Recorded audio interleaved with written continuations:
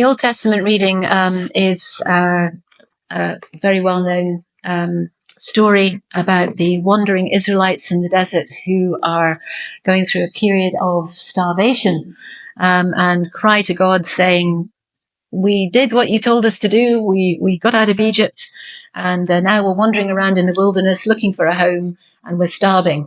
And they start grumbling and mumbling. And as we know, the response from God was to give something called manna, manna in the wilderness, which has now become a well-known phrase. People often say, oh, we had something wonderful today, and it was like manna from heaven, something wonderful that's given, seemingly from nowhere. But of course, in this case, we know from where.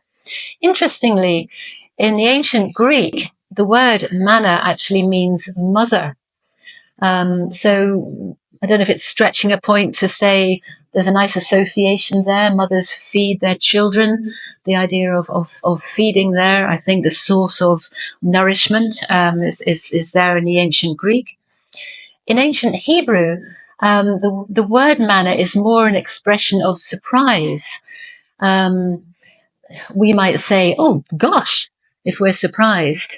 So manna in ancient Hebrew has a sense of a meaning which literally means, what is it? What is it? And there is something of that when we hear the manna came in the wilderness. People are saying, what is it? It's just at 1 minute we're starving, and the next minute there's this stuff shimmering in the desert, and we can eat it.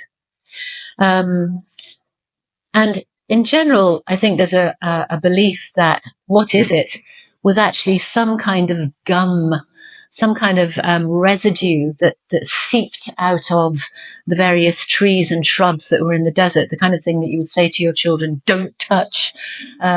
So I think the idea that there was some sort of gum or residue seeping out of the vegetation, which probably shone in the wilderness.